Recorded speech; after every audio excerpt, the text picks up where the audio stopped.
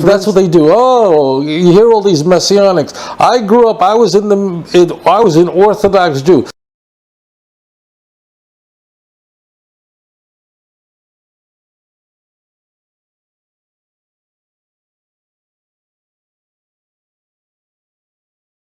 So to them, the Orthodox Jew means that you ate gefilte fish one time. Well, why is it? There were guys, you wouldn't believe this, there were guys who actually claimed in their books that they were ordained rabbis, and then they made it up.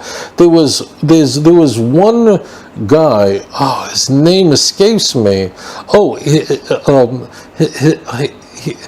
what happened was he claimed to have been a rabbi and then discovered Jesus, and then he made the mistake of getting divorced, and his wife wrote a book and put a picture of his so-called rabbinic ordination up, and it was actually completely fictitious.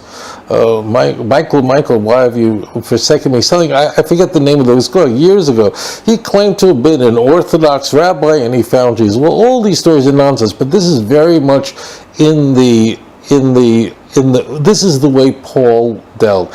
I was there. I was an Orthodox Jew. I'm not going to continue naming a million names, but this is all over. You'll go to hear these so-called Messianic rabbis. I used to be an Orthodox Jew. I used to be a rabbi, and then I found Jesus.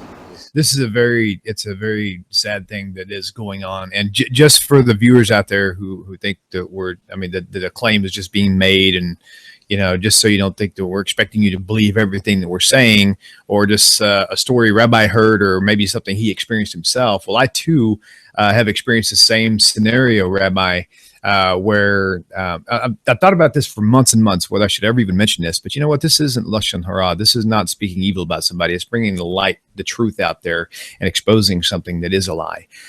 My dad is a Messianic leader in Austin, probably one of the only ones out here.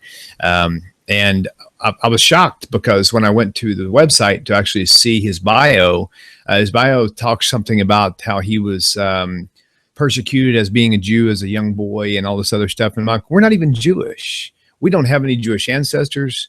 And he didn't even turn to Judaism until like 22 years ago. So it's like he's even on his website, he's got a fake past so that when Jewish people will actually see his website, he's Jewish and he found this Jesus too. Maybe there's more to this Jesus character. So yeah.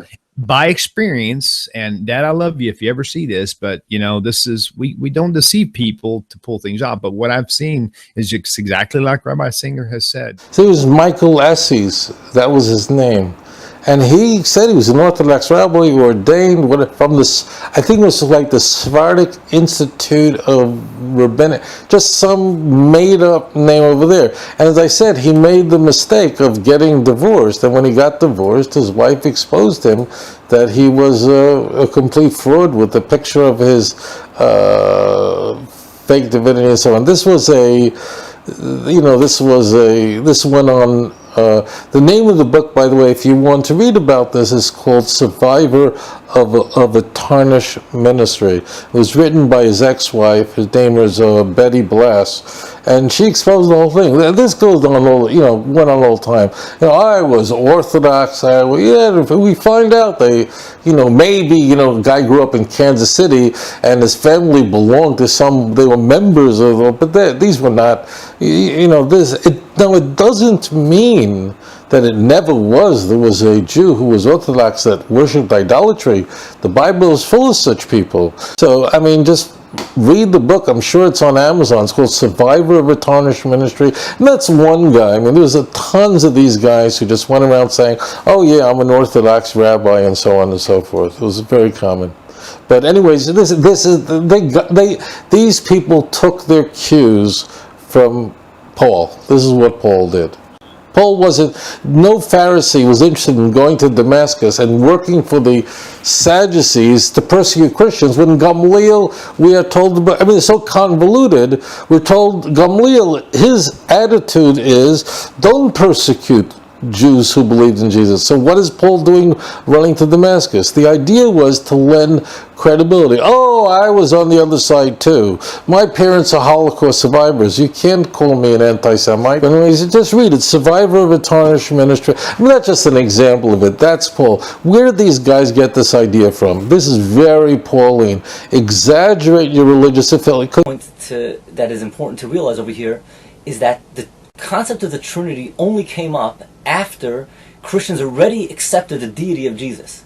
It was an effort, a philosophical effort to justify something they believed already, an absurdity they believed already. To believe a man is God, they had to come up with an idea of the Trinity. It wasn't that they first came up with the idea of the Trinity and then they said, oh, Jesus is the one that fits into the Trinity. Before Jesus came to the world, no one thought of the Trinity. So the Trinity is an excuse for idolatry.